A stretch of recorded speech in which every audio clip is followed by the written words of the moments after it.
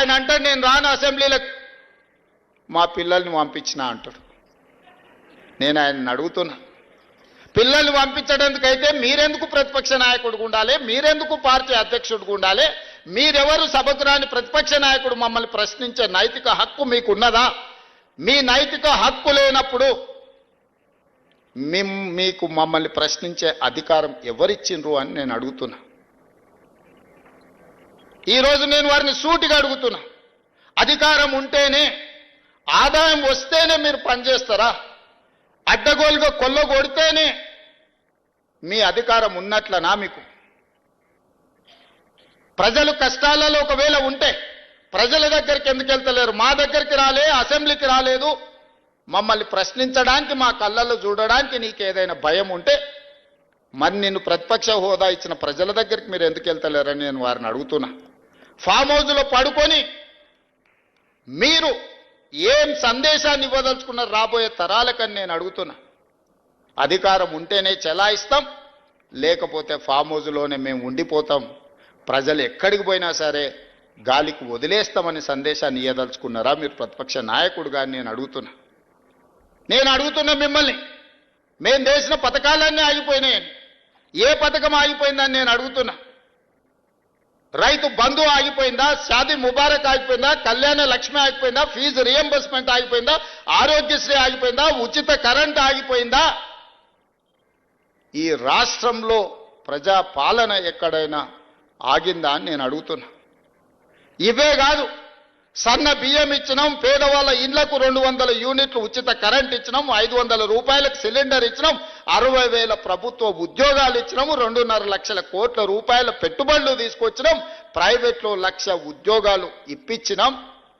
ఈరోజు హైదరాబాదు నగరాన్ని విస్తరించడానికి అవసరమైన అభివృద్ధి కార్యక్రమాలను చేపడుతున్నాం. మా ఆడబిడ్డలకు ఆర్టీసీ బస్సులో ఉచితంగా ప్రయాణం రాష్ట్రంలో నలుమూలల అమ్మగారి ఇంటికి వెళ్ళినా అమ్మవారిని దర్శించుకోవాలన్నా అనా పైసా ఖర్చు లేకుండా ఇయ్యాల మా ఆడబిడ్డలు ధైర్యంగా ఆర్టీసీ బస్సు ఎక్కగలుగుతుండ్రు అని అంటే 5,000 కోట్ల రూపాయలు రాష్ట్ర ప్రభుత్వం, మంత్రివర్యులు ఇక్కడనే ఉన్నారు, పొన్నం ప్రభాకర్ గారు, బట్టి విక్రమార్క గారు, ఆయన డబ్బులు ఇచ్చిండు, ఈయన డబ్బులు తీసుకున్నాడు. 5,000 కోట్ల రూపాయలు 15 నెలల కార్పొరేషన్ మేము చెల్లించినాం.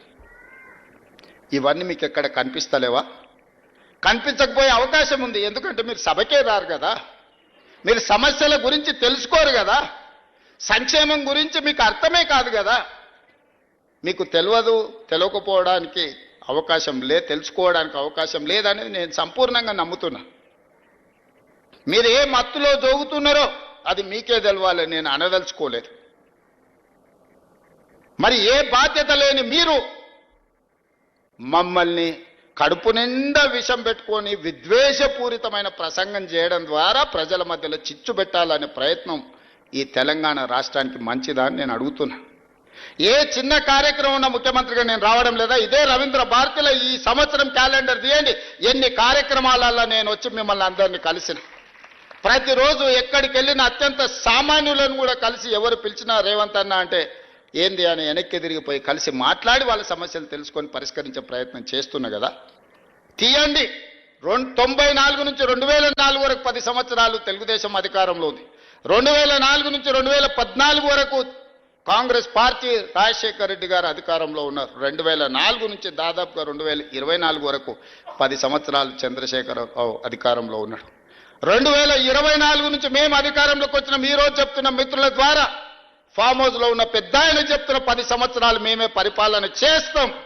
10 సంవత్సరాలు నువ్వు ఫామ్ హౌస్లో ఉంటావు, ఆ తర్వాత శాశ్వతంగా అక్కడనే నీ చరిత్ర సమాధి అయిపోతుంది అని చెప్పి నేను స్పష్టంగా చెప్పదలుచుకున్నా. ప్రజలు విఘ్నులు, ప్రజలకు పరిపాలన తెలుసు. ప్రజలు ఎవరు ఏం చేస్తున్నారో, ఎవరు ఏం మాట్లాడుతున్నారో, ఎవరి ఆలోచన ఎట్లుందో ప్రజలు తెలియనంత అమాయకులా. కొట్లాడి తెచ్చుకున్న తెలంగాణ కోతుల గుంపు కప్పజెప్పినట్టయింది మొదటి 10 సంవత్సరాలు. తాను జడ్డ కోతి వనమల్ల జడిచే అని నీ కుటుంబం మొత్తం కలిసి ఈ తెలంగాణ మీద పడి దోసుక తిన్న మాట వాస్తవం కాదా? అందుకే ఈరోజు సూటిగా వారికి విజ్ఞప్తి చేస్తున్నా, కాళేశ్వరం మీద చర్చ చేద్దామా? ఉచిత బస్సు ఆడబిడ్డలకు ఇచ్చిన దాని మీద చర్చ చేద్దామా?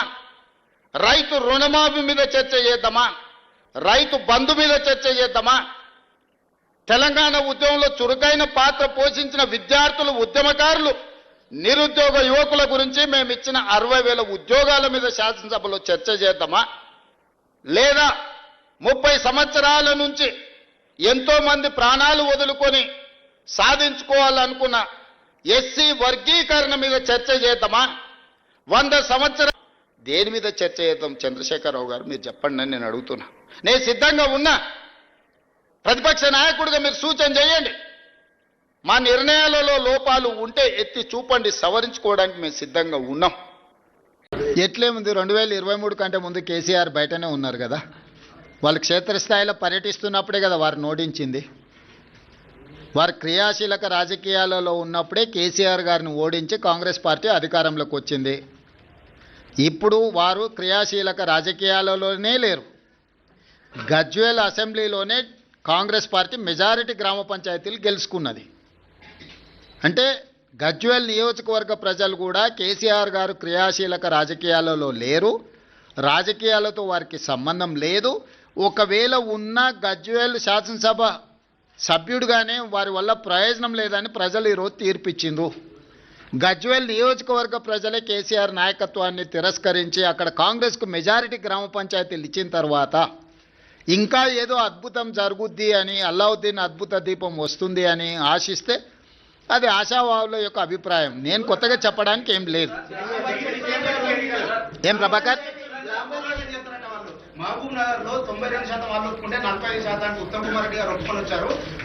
పాలమూరు రంగారెడ్డిలో అన్యాయం చేస్తా ఉన్నారు, నీటి ప్రాజెక్టుల మీద పోరాటం చేస్తాం, ఆ రోజు 21 నాడు చర్చించబోతున్నారట కేసీఆర్ గారు. నేనేమంటున్నా అంటే కేసీఆర్ గారిని ప్రతిపక్ష నాయకుడిగా లేఖ రాయమని 3 రోజులు కానీ 4 రోజులు కానీ కృష్ణా నదీ జలాలు, గోదావరి జలాలకు సంబంధించి ఎవరు ఏం చేసిండ్రో చర్చ చేద్దాం కూలంకషంగా. పూర్తి వివరాలతో వచ్చి కూర్చుందాం. ఏ విషయమైనా వారు లేవనెత్తని 10 సంవత్సరాలలో వారు చేసిన అన్యాయాన్ని, వారు సంతకాలు పెట్టి 299 టీఎంసీ మాకు చాలు, 512 టీఎంసీ ఆంధ్రప్రదేశ్ను తీసుకోమని కృష్ణానది జలాలలో ఏ విధమైన ఒప్పందాలు చేసిండో, ఒప్పందాలతో పాటు 10 సంవత్సరాలైన పాలమూరు రంగారెడ్డి ఎత్తిపోతలకు కానీ, కల్వకుర్తి ఎత్తిపోతలకు కానీ, సీతారామ సాగర్ కానీ దేనికి నికర జలాలు కానీ వరద జలాలు కానీ సాధించలేదు. సమ్మక్క సారలమ్మ కూడా వారు సాధించకపోతే ఉత్తమ్ కుమార్ రెడ్డి గారు మంత్రిగా సాధించారు. ఈరోజు ఏదైనా పక్క రాష్ట్రం నుంచి మన హక్కులను సాధించినామంటే మేము అధికారంలోకి వచ్చిన తర్వాతనే. వీటన్నిటి మీద వారు లేనప్పుడు పత్రికా సమావేశాలలో మాట్లాడడం నాకు ఇష్టం లేదు. నేను సూటిగా వారితోని చర్చను ఆహ్వానిస్తున్నా. చంద్రశేఖరరావు గారు బీఆర్ఎస్ ఆఫీస్ కార్యాలయంలో చర్చించడం కాదు, వారు అడిగితే ఎప్పుడంటే అప్పుడు ప్రత్యేక సమావేశాల్లో ఏర్పాటు చేస్తా. కృష్ణా గోదావరి జలాల మీద చర్చ చేద్దాం. పూర్తి వివరాలను, వాస్తవాలను ప్రజలకు వివరిద్దాం. ఈరోజు ఉమ్మడి రాష్ట్రానికంటే కూడా తీరని ద్రోహం చేసింది బీఆర్ఎస్, చంద్రశేఖరరావు గారు. ఆధారాలతో సహా మొత్తం సభలో చర్చకు మేము పెట్టడానికి సిద్ధంగా ఉన్నాము. వారు సభకు వచ్చి చర్చించి నిజంగానే మా వైపు నుంచి ఏమైనా లోపం ఉంటే వారిని ప్రశ్నించమని నేను సవాల్ విసురుతున్నా. బురద జల్లుతాం, పారిపోతామంటే ప్రజలు అన్ని గమనిస్తున్నారు. ప్రజలు ఎవరు అమాయకులు లేరు. నిన్న రిలీజ్ అయిన క్యాగ్ రిపోర్ట్ ప్రకారం పోయినసారి కంటే ఈసారి చాలా మెరుగ్గుంది పొజిషన్. దాదాపు 7% వృద్ధి ఉన్నది. అంటే ఈ కండిషన్ లో మీరు ఏమన్నా ఈ బకాయిలు ఏవైతే ఉన్నాయో అవన్నీ కనీసం ఇప్పుడైనా చెల్లిస్తారా? ఏం బకాయి? నీకేం బకాయి ఉంది రాహుల్? 35,000 కోట్లు. ఎవరికి? డిస్కమ్లక చేద్దాం. నేను ముందే చెప్పిన ఆదాయం పెంచుతాం, పేదలకు పంచుతామని. వారు చెయ్యండి, మేం చేసింది సన్నబియ్యం 200 యూనిట్లు ఉచితం, 21,000 కోట్ల రూపాయల రైతు రుణమాఫీ, 9,000 కోట్ల రూపాయలు 9 రోజుల్లో రైతు భరోసా, 22,500 కోట్ల రూపాయలు 4,50,000 ఇందిరమ్మ ఇండ్లు. ఇట్లా చంద్రశేఖరరావు గారు చెయ్యని చాలా పనులను ఈరోజు మేము చేసినాము. ఈ ఆదాయాన్ని పెంచుకుంటూనే, దుబారాను తగ్గించుకుంటూనే ఈరోజు ఈ పథకాలన్నిటిని కూడా అమలు చేస్తున్నాము. ఎంత ఆదాయాన్ని పెంచితే అంత పేదలకు ప్రయోజనం చేకూర్చే విధంగా ఖచ్చితంగా మేము వాటిని వినియోగం చేస్తాం. ఒక్క రూపాయి కూడా దుర్వినియోగం జరగకుండా ప్రజలకు ఏ రకంగా మేలు చేయాలనేదే మా నిత్యం తాపత్రయము. ఖచ్చితంగా వాటిని అమలు చేస్తాం. ఇప్పుడు ఎన్నికలకు సంబంధించి మాట్లాడుకుందాం. గ్రామ పంచాయతీ ఎన్నికలు వాటి ఫలితాల మీద మాట్లాడుకుందాం. కొంత మంత్రుల ఊళ్ళలో కొంతమంది ఎమ్మెల్యేల ఊళ్ళలో వాళ్ళు ఇప్పుడు గజ్వేల్ల కేసీఆరే దెబ్బతిని ఓడిపోయి అక్కడ ఉన్నాడు. ప్రధాన ప్రతిపక్ష నాయకుడే ఓటమి చెందిండు. మెజారిటీ సీట్లు కాంగ్రెస్కి వచ్చినాయి. గ్రామాల ఎన్నికలు గ్రామ పరిస్థితులను బట్టి జరుగుతాయి. శాసనసభ్యుడినో మంత్రినో ముఖ్యమంత్రినో పట్టి జరగవు. ఓవరాల్గా ఫీల్ గుడ్ ఫ్యాక్టర్ ఉంటుంది. గ్రామంలో ఉండే నేపథ్యాన్ని సామాజిక వర్గాల సమతుల్యతను దృష్టిలో పెట్టుకొని ఎన్నికలు జరుగుతాయి. ఎట్లా జరిగినా ఫలితాలు అనేది ఇక్కడ కళ్ళకు కట్టినట్టుగా కనిపిస్తున్నాయి. 94 నియోజకవర్గాలలో 87 శాసనసభ నియోజకవర్గాలలో కాంగ్రెస్ పార్టీకి మెజారిటీ వచ్చింది. ఈ లిస్ట్ అంతా మీకు ఇస్తాము. ఏ నియోజకవర్గంలో ఎన్ని గెలిచినరో స్పష్టంగా మీకు లిస్ట్ ఇస్తాము. మీరు కావాలంటే నిజ నిర్ధారణ కమిటీ వేసుకొని ఆయా నియోజకవర్గాలలో మీరు పర్యటించండి. ఇన్ని 12,702 గ్రామ పంచాయతీల ఎన్నికలు జరిగినప్పుడు 1, 2, 3 అటో ఇటో ఫలితాలు వస్తాయి. ఆ ఫలితాలు అనేది భవిష్యత్తులో మన కార్యాచరణను సవరించుకోవడానికి ఉపయోగించుకుంటాం తప్ప దానికి మించి వేరే రకంగా దీని మీద చర్చించుకోవాల్సిన అవసరం లేదు.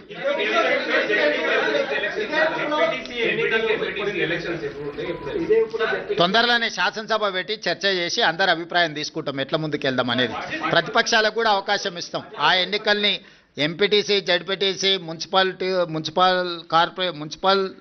ఎన్నికలు, మున్సిపల్ కార్పొరేషన్ ఎన్నికలు వీటన్నిటికీ సంబంధించి కూడా తొందరలోనే శాసనసభ సమావేశాలు ఏర్పాటు చేసి ప్రతిపక్షాలను కూడా అడుగుతాం ఏ విధంగా ముందుకు వెళ్దాము, 42% బీసీ రిజర్వేషన్లు ఏ విధంగా సాధించుకుందాము, భవిష్యత్ కార్యాచరణ ఎట్లుంటే బాగుంటుందో ప్రజాస్వామిక బద్ధంగా చర్చ చేసి అసెంబ్లీలో ఆ తర్వాత ఎన్నికలపై ఒక నిర్ణయానికి వస్తాం.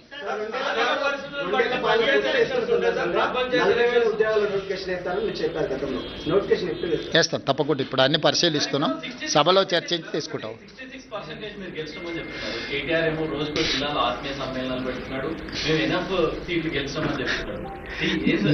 అందుకే ప్రభాకర్ క్లియర్గా నేను పర్సంటేజ్తో సహా గ్రామ పంచాయతీలతో సహా ఈరోజు 94 శాసనసభ నియోజకవర్గాలలో ప్రతి నియోజకవర్గంలో ఏ పార్టీ ఎన్ని గెలిచిందో నేను అధికారికంగా ఒక నోటు విడుదల చేస్తున్నా. మీరు నోటు తీసుకొని ఆ నియోజకవర్గంలో వెళ్ళి నిజ నిర్ధారణ కార్యక్రమాలు పెట్టుకొని మీరు పరిశీలించండి. కేటీఆర్ అనేవాడు కాంగ్రెస్ గురించి ఆలోచన చేస్తలేడు. హరీష్ అనేవాడు వెనకాల తవ్వుతున్నాడు.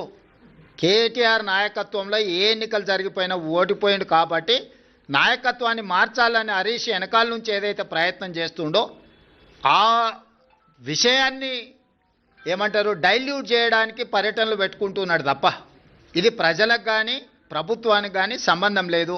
ఇప్పుడు కేటీఆర్ వర్కింగ్ ప్రెసిడెంట్ అయినప్పటి నుంచి జరిగిన ఏ ఎన్నికలు గెలవలే కదా. జనరల్లో అసెంబ్లీ కావచ్చు, జనరల్లో జరిగిన లోక్సభ కావచ్చు, తర్వాత జరిగిన ఉప ఎన్నికలు కావచ్చు, తర్వాత జరిగిన గ్రామ పంచాయతీ ఎన్నికలు కావచ్చు. ఈరోజు హరీష్ వర్గం ఆల్రెడీ సోషల్ మీడియాలో మిగతా మీడియాలలో మొదలుపెట్టింది కదా. కేటీఆర్ ఉంటే ఇంకా పార్టీ మిగలదు కాబట్టి కేటీఆర్ను తప్పించండి, హరీష్కు నాయకత్వాన్ని అప్పచెప్పండి అని ఒక స్లోగన్ తీసుకొని బయలుదేరిండు. జిల్లా తిరుగుతుంది. మీరు హైదరాబాద్ పరిష్కారం తీసుకొచ్చారు. ఆమె ఆధారంతో సహా ఎంత మేర కబ్జాలైన చెరువులు ఏ ఎమ్మెల్యే బీఆర్ఎస్ ఎమ్మెల్యే చేసిన అనేది మొత్తం పెడుతుంది. దానిపైన మీరేమన్నా రివ్యూ చేస్తున్నారా? అట్లకి అన్నిటి మీద చేస్తాం. ఇప్పుడు నువ్వు చెప్పింది రివ్యూ చేస్తాం, వాళ్ళు చెప్పింది రివ్యూ చేస్తాం. రీసెంట్గా కేఏ పాల్ గారు కూడా కొన్ని అంశాలు లేవనెత్తిండు, వాటిని కూడా రివ్యూ చేస్తున్నాం. నీ అమాయకత్వం అది. మీరు లేనిది ఊహించుకొని కాయించుకొని గత 10 ఏళ్లలో జరిగినవి తీసుకొని ఇప్పుడు జరుగుతున్న వాటిని తీసుకొని ఎన్ని గురుకులాలు ఉన్నాయి, ఎక్కడేం జరిగింది అనేది లెక్క లేకుండా బాధ్యత లేకుండా ప్రశ్నలు అడగకండి. అట్లాంటి పరిస్థితి రాదు. ఎక్కడైనా ఏదైనా జరిగితే తక్షణమే చర్యలు తీసుకుంటున్నాం. ధన్యవాదాలు. రైట్.